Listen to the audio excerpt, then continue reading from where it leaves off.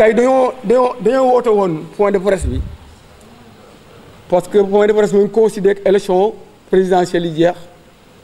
suñu candidat ki nga xam ni moo amoon le meilleur bilan le meilleur profil ki nga xam ne moo daloon xelu Sénégalais ki nga xamoon jàmm ji nekk war réew mi soxla ci ay loxoom la nekk mu yor ko pendant 7 ans Sénégal nekk ci stabilité bailleurs de fonds yi am confiance ci moom classe politique bi nekk dans des dispositions de compétition mu organiser des élections yoo xam ni même les observateurs internationaux nay Sénégal élections yi déroulé nañu bien que pendant très longtemps opposition seen rôle moo doon ministre de l'intérieur mun organiser président la organiser élection transparence donc président la falu na nekk na président la mais boobu ba léegi lu tax ñu yëkkati suñu kàddu mooy dañoo dégg ñu nekk ci dëkk bi ñoo xam ni dañoo nekk ci dëkk bi di semer confusion parce que ñu ngi dem ci ab remaniement ministériel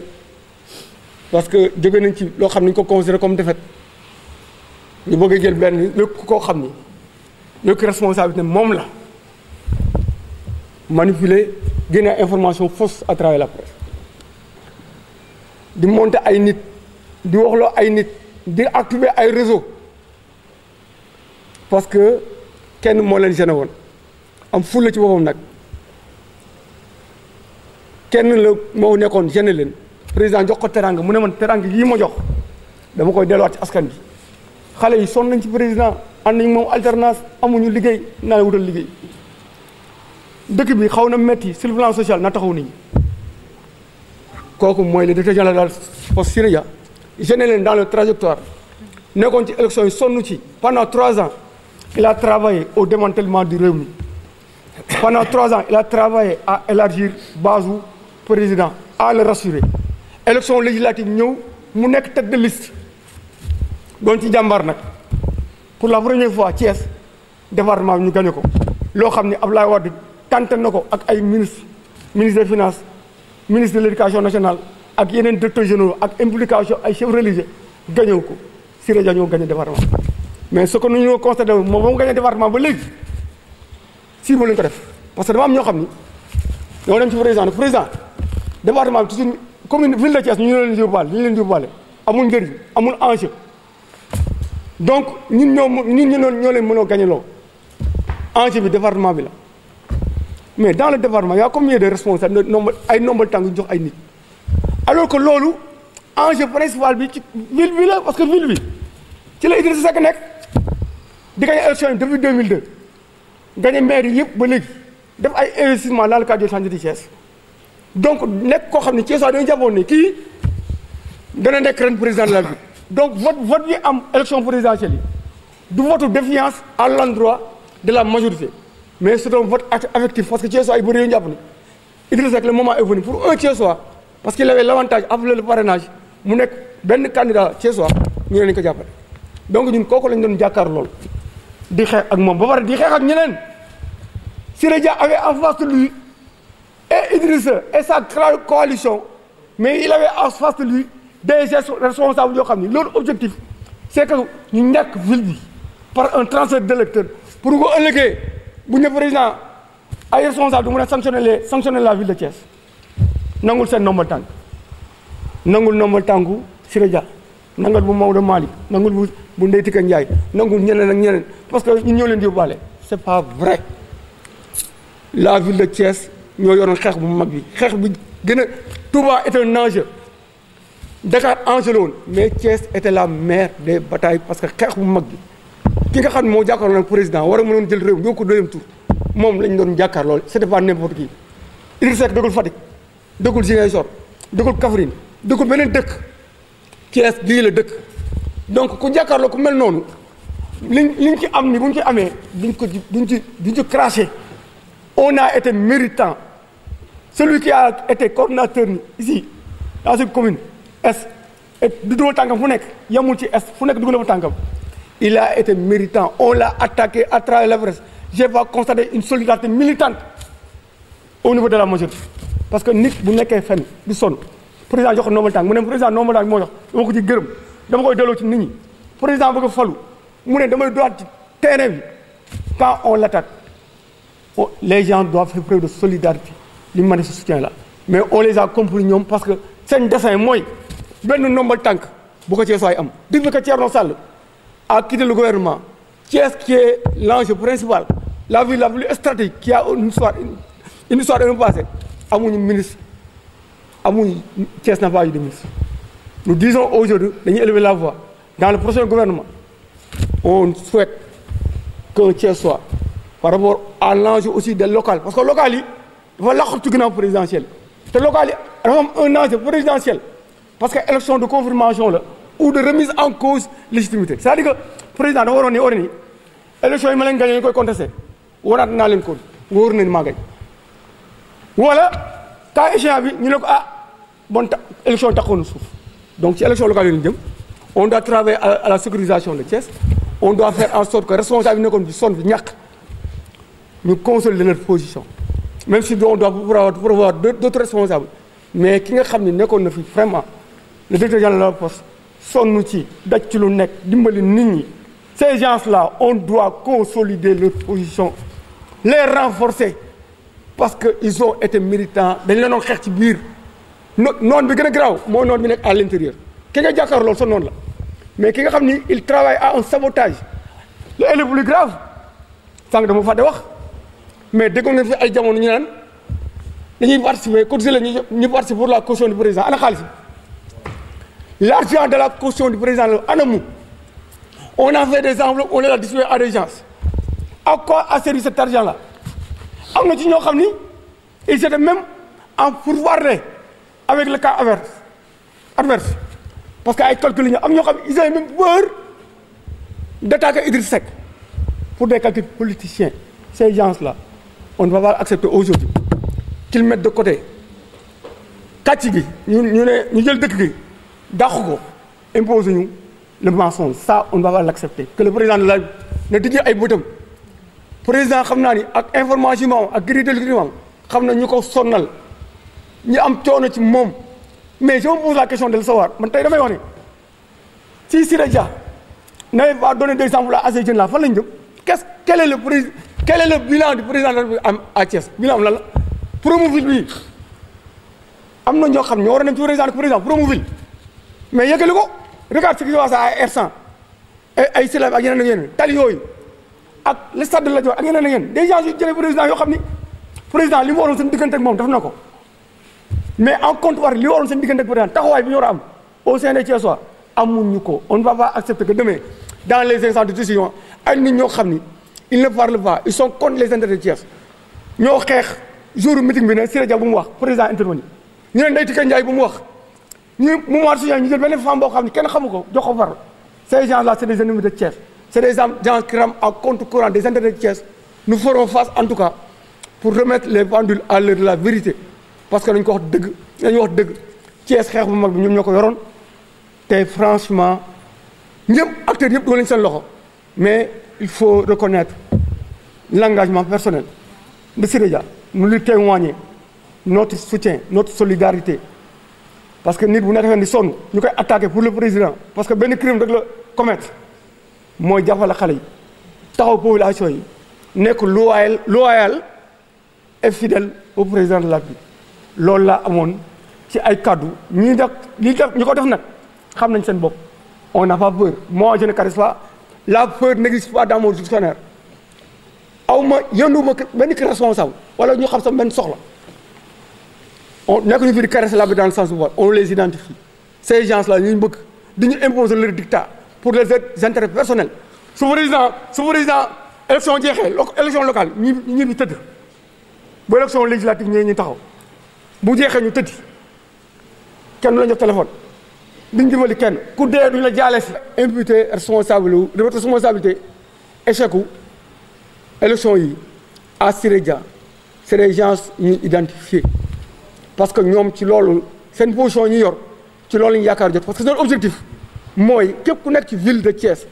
am fi taxawaay mën leen gêner nañ ko écraser pour boo ëllëgee bu ndomal tànk di am duñ ko jox. Le coordonnateur départemental de Thiès le ministre Augustin Tine l'honorable député Abdou Mbow moom lañ jël moom lañ jël Thierno Sall moo leen doon gérer dans leur évolution civile ñu écart ko teg fële jël seen nit teg ko fii di def seen i mi mag tout leur deal ñoo xeex day ticket ñoo xeex mouvement de soutien yi les acteurs du mouvement ñoo leen xeex ñoo xeex Siré Dia ces gens là ñoo bëgg ne gëm na président dans le prochain gouvernement et dans la responsabilité ñu jox société nationale yi nañ dindi ñii parce que ñoo ñu def kenn man dama ne man de mënu ma ne maa gënoon bëgg Siré Dia président Fallou wala keneen wax parce qu'il avait une position bu mu nekkoon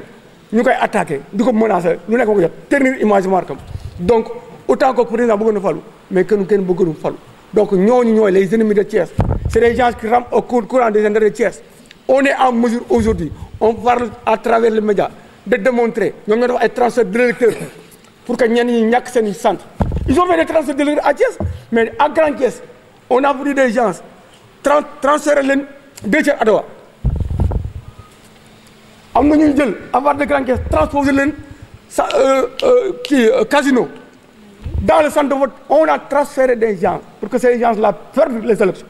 ça c'est pas décent ça va responsable le président doit pouvoir les identifier il a des moyens d'investigation yoo xam ne man yoruma ko il doit pouvoir pour que la vérité jaillisse mais en tout cas on fera face de toutes les manières parce que am na loo xam ni en tant que Thiessois on ne va pas accepter que Thiessois yu amal nit ñi njëriñ amal dëkk bi njëriñ di fi yendu di fi fanaan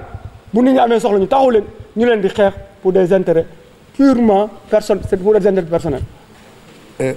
Habib Kane laa tudd nekk président réseau d'appui pour le développement de la région de Thiès en même temps nekk le président du cadre de concertation pour le développement de la région de Thiès tey am loo xam ne xew na suñu dëkk ñu ko ci jàmmat di ci wax en tant que acteur de développement ma génn ci war ci wax sama xalaat Edouard yaakaar naa wax na lépp dañuy éclaircir quelques points par rapport à la personne de Siré Dia y compris les responsables politiques de la ville de Thiès li Edouard wax xel nangu na ko ñun Thiès lañ dëkk te Thiès a ses réalités kon niñ ko waxee Idriss Seck képp ñun ñëpp xam nañ ni affection bi Thiès waaye am envers sa personne muy man di keneen ak keneen mais yàlla def na ku ci ne ci ñun am na foo bokk am na foo féete dama naa xëy na am nañ fi défaite mais défaite boobu lu ñu war a apprécier la ki ngay xeexal sur le plan national international moom nga desel mu dëkk ci dëkk bi mu dëkk nga dem fekk ko fa mu nga reyanteeg moom ba xamante ni sax li ngeen di dox seen diggante dara loolu jarul détail mais man li ma gën a yokk tax a toog fii tey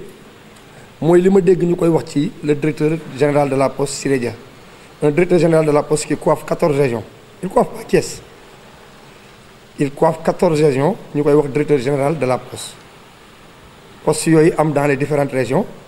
tey mu tëb créer des emplois ñu ni ces 300 emplois ou bien ces 200 emplois donc il a créé les 150 se basent dans la ville de Thiès que je pense que ni tey su amoon kenn kuy dénigrer Siré Dia wala kenn koo xam daa war a dal ci Siré Dia dafa war a jóge ci dans les autres 13 régions mais warul nekk doomu Thiès man de en tant qu'acteur de développement participer na ci sama liggéey ci li may def du lu ma jox du lu ma may parce que xaaruma ko ci moom j'attends rien de sa personne et je le dis à haute voix li ma booleeg moom mooy jàpp naa ni yaa demee mes frères yoo xam ne Thiessois yoo xam ne ni tey xam naa ne ay soutien de famille lañu am na lu ñu waroon def mu yàlla dimbali leen moom mu dox leen te fu ñu mën a jàpp ba mën a dimbali seen i waaju di mën a fay seen courant di fay seen ndox seen i ceeb même man dama ne en contrepartie même bu amul état am na yàlla même bu gañewul kees gañe na yàlla dimbali rek a jam solo te il l'a fait il a eu à le réussir man loolu moo ma gën a yóbbu ci moom bi ñu nee suba la campagne bi di ubbi le 2 février laa jël sama décision man ma personne Habib Kane daal ne en tant que fils parti socialiste ne bàyyi naa parti socialiste pour mën a génn dans le Benno Bokk Yaakaar toog jàpp sama ñaam j'ai eu pas mal de coups de fil en commençant par le directeur du cabinet du président de la République Oumar Youm ak keneen ak keneen ak keneen ñu woo ma wax ma ba ci ñu ngi mu wax léegi man dama yaakaar ne sax Edouard li nga wax man dama koy confirmer les responsables qui sont à Thiès ñoom bëgguñu sax dama Macky Sall soxlawuñu ko ci biir dëkk bi fii maanaam dama jàpp ne ñoom dafa am loo xam ne moom la ñu bëgg seen bopp mooy ku leen samp parce que man bi problème bi amee Abdou Mbow m'a appelé 4 fois dans la journée nee ma on quitte comme ça Dakar pour venir vous voir man ak Augustin bi mu ñëwee woowaat ma waxaat ma la même chose woo na ma 4 à 5 fois je ne l'ai jamais vu kon man intéressé wu ma ko man it xam naa ne intéressé wu ma waaye moom du man maa ko bañ a intéressé mais keesa ko intéressé wu te du ko jëmee rek tooñ quoi parce que dëkk bi la dëkk ñun il a grandi dans cette ville te nit nag boo nekkee ci dëkk bu la bëggul bul bëgg kenn ku la bëgg doo ko jox dara et c'est en train de faire kees waaye gëmuñu ko moom gëmu leen Macky la gëm moom sa personne Macky la gëm mën naa ànd ak Macky mu dem mais ñi nga xamante ne nag ñuy participer dans le développement de notre ville comme le directeur Siré Dia moom lañ gis parce que man mais ñi ànd ak ci man ci réseau bi ñëpp boo xoolee la majeure partie c'est des opposants mais ñoom ñëpp keroog bi Siré ñëwee seet si ma ñoom ñoo ko accueillir toog waxtaan te ñi ciy xool tey ñi nekk ci liggéey bi di ci liggéey au niveau de la poste la majeure partie ay jarbaatu opposant ay opposant doomu opposant lañu wala ay jarbaatu doomu opposant te ñu ngi ciy liggéey suñu borom suturaal leen à travers sa personne man nag ñëwuma fi pour dénigrer kenn kii konk mais je sais que ni suñu ameetoon beneen ku mel ni moom wala ñaar yu mel ni moom ci biir ville bi mu ñu créer ay emploi je pense que ni Thiès waaye léegi ñu am ci lu ñu jàpp suñu wax nag ay Augustin man je le blâme pas Augustin ñun on n'a pas de compte à lui rendre il n'est pas dans la commune moom Fandène la yor ñun ñu ngi suñu commune mu ngi commune am ñu ngi suñu commune et si j'étais à sa place aussi lu ñu ma jox ci sama commune laa ko yëpp dama ko fi indi bu amee ndam ci biir commune bi ñu gagné ko Fandène bu demee il va payer les pots cassés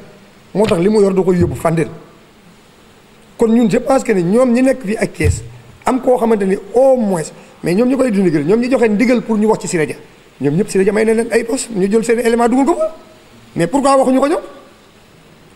bu ñu demee bay wax booy def leen nii ñañ fa dugal ñu leen Siré may ñu dugal nañ leen démissionné loo ba pare bu ko defee loolooy combat nit boo koy gedd da nga koy geddal léppam soo ko bëggul da nga naan kaay yaa ngi li nga yor yëpp bàyyi naa la ak moom nga dem ak moom mais que le président sache que ñun bëgg na Siré bëggul Siré da ko fi jëlee du ko fi jëlee même bu ko fi jëlee sax nañu indil koo xamante ni dinañ defal li Siré def parce que li ñu Siré defal tuuti na bëriwul xeebuñu ko gagné nañ ko gagnéwul intéressé wuñu li ñu intéressé mooy au moins il y a 130 ou bien 200 maisons différentes dans la commune de Thiès yoo xamante ni tey ñu ngi fay courant di am dépense di jënd ceeb ak diwlin grâce à sa personne et il a été élu pour ça dans ce sens Siré Dia Macky Sall déglu ko rek ne ko dama toog poste fa seetaan demal nga créer ay emploi jàppale nit ñi lañ ko sant te lu digal loolu mu koy dox moom lañ ko njëkk a sant population bi ñoo ko sant Macky Sall Macky Sall ne peut pas être partout il a créé des émissaires Siré fait partie des émissaires et émissaire boobu mu doon da koo wane ni man président la parce que ndigalu président laa jël moo tax ma ñëw def li may def mais ñi fi nekk ñi mën nañ ko def pourquoi ñi des moom ñoo na créer ay emploi jéem a jël booy dëkk bi dugal leen feneen ak feneen ah mais xalaatuñ ko su Siré jëlee koo xam ne il avait un emploi mu jël ko doon emploi ñun jàng nañu duñu ay dof su Siré demee ba jël nit jël ko embauché ko mu naan kooku naan man bof su ma dégg ñu ne nee am na ni amoon na fii liggéey mu joxaat ko fii liggéey double emploi loolu xam nga ni xel nangu ko mën na doon waxin mais xel nangu ko sur les temporaires ou bien journaliers dans une autre société ñu Siré jël ko tey da ko fii mu nekkoon ne nekk temporaire am di am dara je pense que loolu da cee war a sant yàlla dafa waroon jël sa course di wér di ñaanal kooku mu dem ci kanam loolooy intérêt nit mais nit waroo gis li nga xamante ni tey la nga wax ko te la bàyyi la di weesu démb parce que ba mu leen joxee la mu leen jox ñu ci liggéey boobu ak léegi mat na te mosuñu ko wax bu ñu bàyyee ba tey nag ñu ni am lu ñu leen promettre kaa leen ngeen waxee nii ngeen doxee nii comme man nañ ma ko waxee man yaakaar naa ne man ku ñëw ci man naan man kaay yàq nit mooy yàq nga sa bopp man loolu taxumaa xëy man Siré joxuma dara ba mu ñëwee seet si ma waxtaan ak ma li ma wax mooy jàppale le président de la république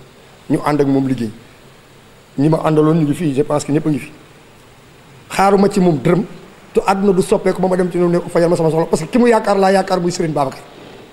te maag moom ñoo ci bokk yam ku ñu song ci moom nga jëm te boo dalee ci moom ba ñëw kon duñ koy ñaanal yàlla di ñaan le président de la république qu'il sache que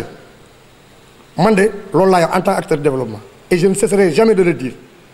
il fait partie des gens qui ont assisté la commune thiessoise Siré Dia jàppale nañu jàppale boo xamante ni man sama bureau j'avais 2 éléments yoo xamante ni man bi mu leen jël sax xaw ma ni moo leen jël damaa xëy rek ñun jël nañ leen poste mais ñooñu mu jël damaa leen remplacer ak yeneen ñaar ñoo xam ne ils étaient des chômeurs kon fu mu jof rek am na lu fa jógee am na lu ñu fa remplacer waat kon je pense que ni loolu lu ñu war a nangul lu ñu ko war a nangul la président xam ni jege nañ ko wala wax nañ ko dara ci moom nañu xam mu xam ni ñu ngi koy yàqale lu mu fi am lu bëri mu tuuti yàlla ak jëmm ma tax te bu du wax ji may wax nii mooy liy dëgg bu Jurbel kaasul Kaolack kaasul beneen dëkk kaasul yaakaar naa ne dégg ngeen bàyyi ili di ko wax Baye Ely c'est un ancien de la poste toog na ci télé bi ne man je suis un ancien de la poste dem naa ci Siré Dia ne ko jëlal ma sama doom mais Siré Dia waa Kees rek lay jël mais kon waa Kees war nañoo xas Siré Dia Kees waruñu xas Siré Dia dañoo war a génn dem beneen dëkk ñu koy xas Siré Dia ñu xeex fa waaye du waa Kees parce que li mu indi fii ñu jariñoo ko ku ci amul sa mbokk am na ci ku ci sa bopp sa mbokk gis na ci boppam kon je pense que c'est quelqu'un boo xamante ni dañ ko war a encourager par rapport à ce qu'il est en train de faire poste bu fekkee ni am na beneen liggéey boo xam bu ñu ko joxee sax il peut créer 3000 postes je pense que le président war na ko mën a jox parce que loolu lañ soxla ci moom loolu la ñuy xaar ci président de la République li mu def moom loolu lañ def xaar ci président jox ko moom mu am sañ-sañ def ko moom ay morom a fi ne ñu mënoon a créer il pouvait créer des emplois comme les ex-directeurs créer des emplois fictifs ñu jël naa diw ak diw ak diw bu weer bi dee bu fayee ko jël ko sax mais quand on dit que ni man xaw ma fu may liggéey nit ñi dañuy taxawaalu kenn ku nekk da ngay dem fi nga ne te bu weer bi dee yaay jot lu muy jox su ko leeroon ni moom yéen da ngeen taxawaal du jël xaalis jox ko ci poosam jël fii Sénégal la tout peut se faire il pouvait avoir des documents administratifs def ko c'est le directeur général xaalis bi ñëw mu def ko ci compte am mais defu ko yow yaa ngi ci mbedd mi yaa ngi taxawaal yaa ngi seen waa kër daan taxawal ci mbedd mi mun la del taxawaalu ma lay jox ngay lekk yaa ngi seen waa kër kooku da nga ko war a ñaanal kon je pense que ni loolu mooy li nga xamante ni man en tant qu'acteur de développement loolu laa mën a wax envers sa personne mooy que ni le président sache que ni les Thiessois sont satisfaits de sa personne d'accord nañ ci moom ànd nañoo ak moom préparé nañu pour àndaat ak moom ci leneen ak leneen parce que quoi qu'on puisse dire ñun bu ñu ko wanee ginnaaw sax yàlla wan ko ginnaaw suñu borom dimbali na ko taxawu na ko te mu ngi koy jàppale te li ko yàlla jàppale moom la indil askanu Thiès moom ak ay morom a fi nekkoon ba mu nekkulee dara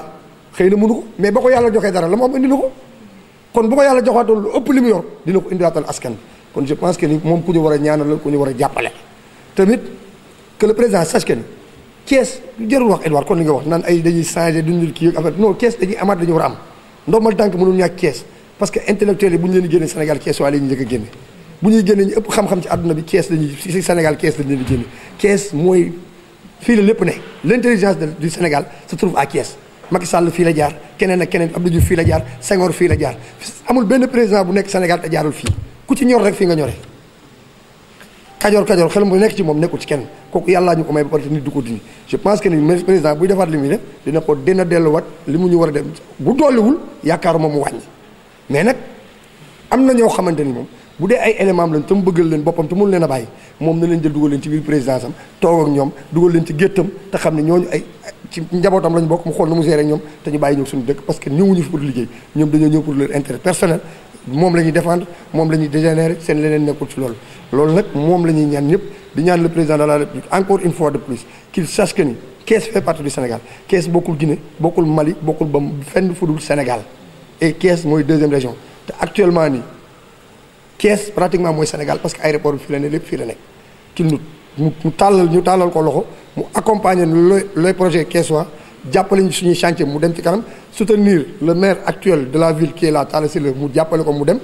jàppale ci suñu projet yi dëkk bi naat ñu jëm ca lañ nekkoon dem ca kanam élection yi jeex na c'était un combat et les opposants oui d'accord nañu ne moom gagné na mais jeex na le président il est là pour un mandat jarul muy xëcc naan dama leen di mere wala quoi que ce soit suñu bàyyee dem tamit bu subaa keneen kuy ñëw daf ñuy soxla te yaakaar naa ni moo li may wax nee naa président Macky Sall li ngay gis président bu jeexal ñëw dëkk ci dëkk bi di romb nit ñi ak otoom te loolu moom lañ koy ñaanal dañoo bëgg suñu président bu paree fii bañ a dem France ba a dem fenn di romb di ñëw buntu bi fin toog xool ne yenn nekk nit ñi toog ñu ko fee waxtaan parce que en dehors de tout ça on est des Sénégalais on est des musulmans on est des humains duñu ay xar ay nit luñu Macky Sall ak lu mu mënti doon nit kese la léegi nag dañuy ñaan yàlla suñu borom may ko mu gérer nguuram ci jàmm participer ci développement bu région de Thiès assister les Thiessois en compagnie kon ni mu ko wootee ne dialogue lay woote le président Idrissa Seck fekk ko ci loolu ñoom ñaar ñu waxtaan pour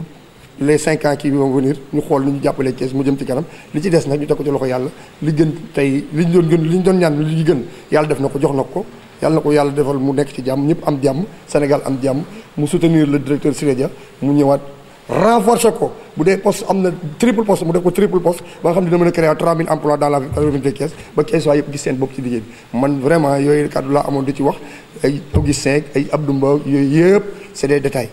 ñun dofuñu ci dëkk bi leen dëkk xam nañ li fi xew Augustin duñ ko waxee dara tooñ ko bokkul suñu commune génne leen ko ci vrai bu ko Macky Sall joxee suñu dëkkit moomuñu moom na toog fàndeenam ñun ñu toog suñu fii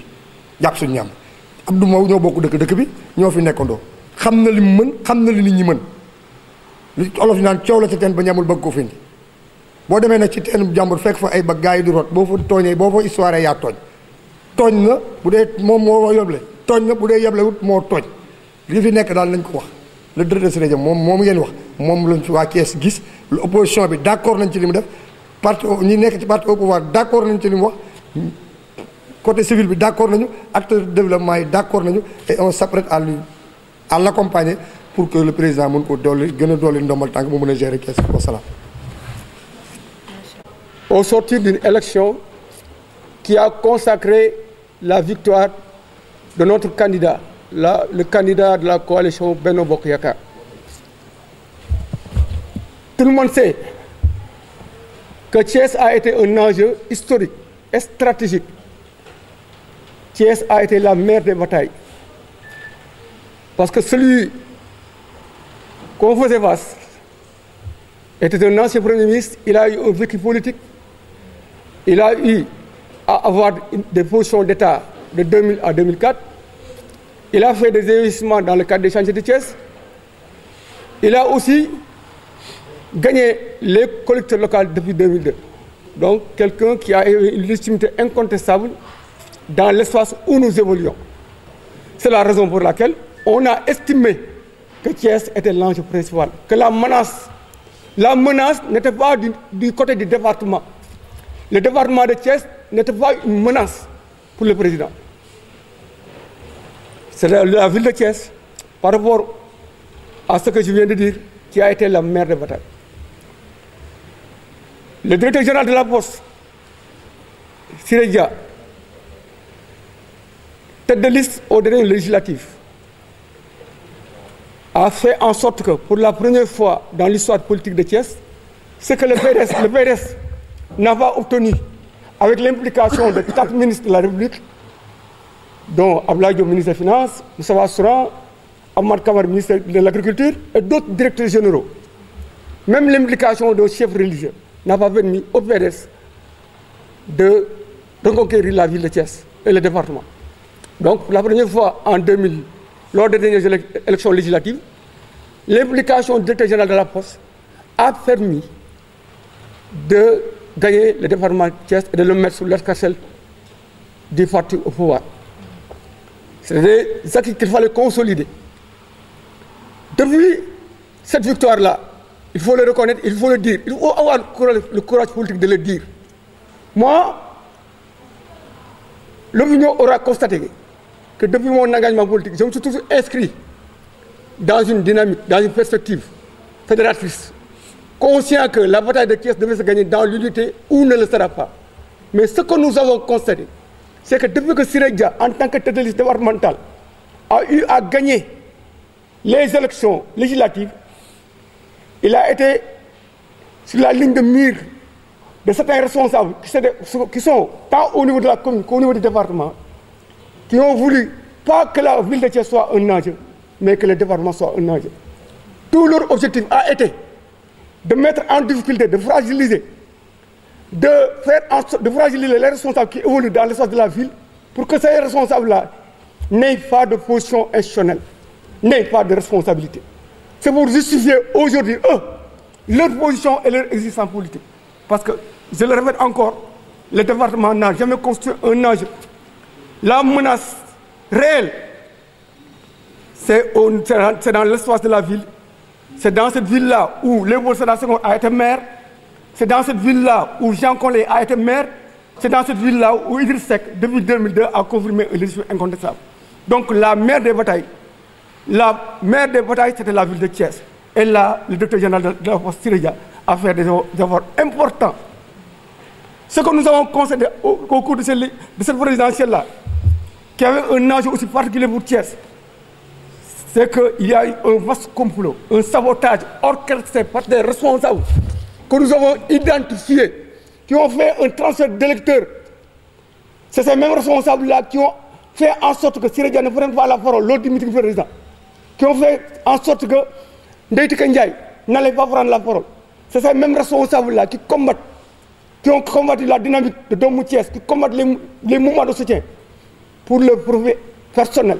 parce qu'ils ont un agenda autre que le président réussite. Ces gens-là, le coordinateur départemental de l'affaire à Thiès, le ministre Augustin Tine, on les cite parce qu'ils ont des responsabilités par rapport à ce qui se passe. Vouloir imputer la responsabilité de l'échec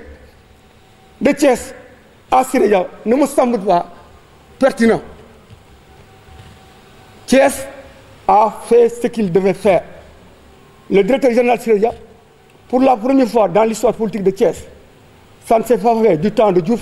ça ne s'est pas fait du temps de Wade. Pour la première fois, on a confié des responsables à quelqu'un.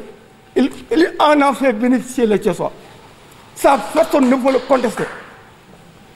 Pour la première fois dans l'histoire politique de Thiès, il a créé les conditions de pacifier l'espace de compétition. Parce que Thiès a été actrice de toutes les alternances de ce pays.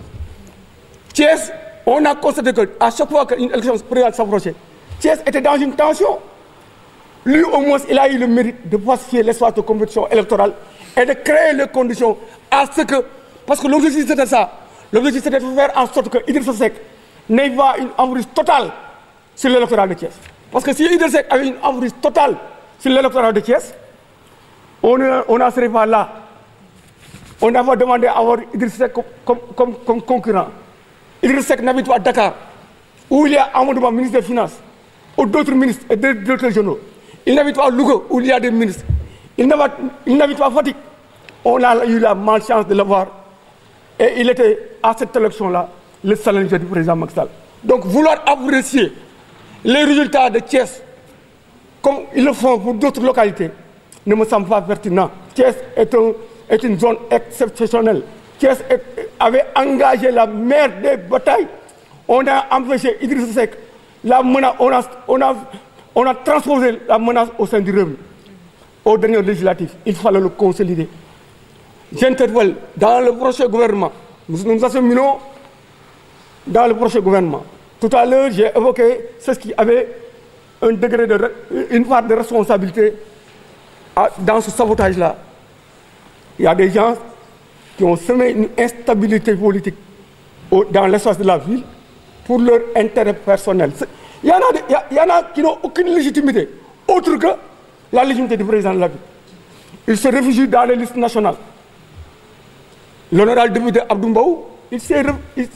mis à l'aise lors de ces législatives-là. Il s'est dit, si les gens s'est battu, il n'a pas été député. Il a fait en sorte que ces gens-là, dans la liste nationale, par rapport à l'apport de Thiès, qu'ils puissent être députés. Au niveau de la commune ouest, c'est que le plus grave, c'est qu'au niveau de la commune ouest, là c'est plus grave. On a fait de quelques coordonnateurs, le directeur du cabinet du ministre François.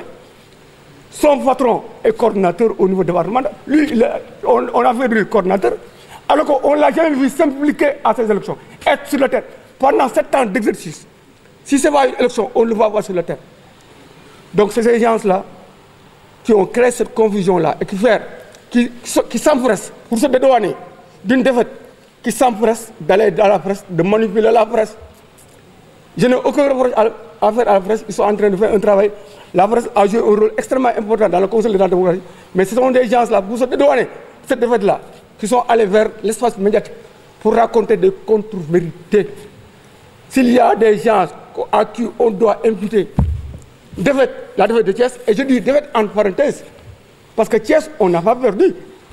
Je l'ai dit tout à l'heure, à Thiès, on n'a qu'à regarder l'apport. Parce que l'élection présidentielle, c'est un décompte qui se fait au niveau national. Quelle est aujourd'hui la participation de Thiès pour la réélection du président de la République?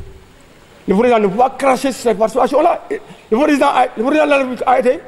directeur de cabinet, il a été premier ministre, numéro 2 du PDS. Il a fait face à Idrissa Seck en 2007. Il sait que Thiès, c'est une zone difficile.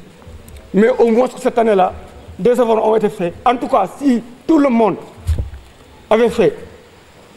était dans les mêmes dispositions que le directeur général de la Poste, on n'en serait pas à cette situation-là. Il y a des gens qui ont toujours ramené à compte courant des intérêts de Thiès. Ils sont en train, parce que le département de Thiès ne saurait être sous la tutelle. La ville de Thiès, de par son enjeu historique, de par son passé glorieux, de par son histoire, ne peut pas être sous la tutelle politique du département de Thiès. parce que c'est dans la ville qu'il y a un enjeu, qu'il y a une menace. Nous demandons, parce que depuis le départ de Thierno Alassane Sall, on a constaté que Thiès est absent, Thiès est effacé du gouvernement. Thiès, on est en train de travailler pour que la ville de Thiès soit effacée de la carte politique du Sénégal. Ça, on ne l'accepte pas. Ça, c'est au-delà des considérations partisanes. Nous sommes obligés d'élever la voix pour attirer l'attention du président de la République qu'il y a un risque grave parce que nous allons vers les locales. Les locales, c'est aussi un autre combat. Ça se déroule dans la même année. Le président de la République vient d'être plébiscité. Si après quelques mois, on se retrouve avec, on devient minoritaire, c'est la remise en cause systématique de la majorité du président à l'élection présidentielle. Donc, ces locales-là constituent un enjeu. Il y a des gens, pour des calculs politiciens, pour des positionnements, pour conserver leur sinecure ou aller à la conquête d'autres sinecures, qui sont en train d'imputer, de vouloir, par le mensonge, par la confusion, parce que c'est des gens qui n'existent que dans la confusion, qui sont en train de distiller des informations comme quoi le directeur général de la Poste et d'autres acteurs de la scène politique thiessoise, des acteurs des mouvements de soutien, notre sœur Ndeye Tické Ndiaye, il y a des gens qui sont en train de distiller, parce que ces gens-là, on a présenté des profils comme quoi c'est peut-être des gens qui peuvent demain être dans la tête gouvernementale. Donc on est en train de distiller de fausses informations pour semer la confusion. En quoi ceux qui ont Sirédia, vouloir aujourd'hui dire le limiter à un centre de vote ou à une zone n'est pas décent. C'est quelqu'un qui a travaillé dans l'espace de la ville. Son travail, le résultat de son travail s'est fait sentir dans tous les bureaux de vote. Donc le juger, on doit le juger sous l'angle d'une commune, d'un bureau de vote. C'est quelqu'un qui a un leadership au niveau de la commune, au niveau du département. Donc ça, c'est pour cela qu'on a estimé aujourd'hui remettre les pendules à l'heure de la clarification, à l'heure de la vérité. Il ne faut pas que le président soit abusé. Il faut qu'il ouvre les yeux. Nous n'allons pas accepter que des moins que rien. Des gens qui ne voient midi qu'à la porte, les gens qui ne sont détenteurs d'aucune légitimité, sinon d'une légitimité déléguée, toujours titre du président de la République, continuent à parler à tout notre nom, à nous représenter dans des instances de décision. Thiès ne se reconnaît pas. Même eux, ils ont une part de responsabilité. Parce que quand on assume une proximité avec le président, on doit pouvoir lui dire que le président, le problème de transit là, il faut le régler. Ça tarde. Le problème Promoville, la lenteur des chantiers de Promoville et ce stade de la Dior. Quand on assume une proximité avec le président, on doit pouvoir lui dire, président, mettez-nous à l'aise. Thiès et la maire, on fait face à quelqu'un, un présidentiable, qui a une légitimité. Président, le directeur général Siré, nous sommes des ministres. Le directeur général Siré est en train de faire un excellent travail. Nous devons le renforcer. Nous devons le soutenir. Aujourd'hui, je lève la voix. Le directeur général de la Poste n'est pas mon patron. C'est le plan professionnel. Mais je dois, en tant que Thiessois, en tant que quelqu'un qui évolue dans le mouvement présidentiel, lui manifester toute ma solidarité, tout mon soutien. Parce que c'est un Thiessois aujourd'hui qui n'a commis que le crime. Il n'a commis aucun crime. Il n'a commis que le crime d'aimer sa ville, de soutenir sa jeunesse, d'être loyal et fidèle au président de la République. C'est le seul crime qu'on pourra lui reprocher. Donc c'était l'occasion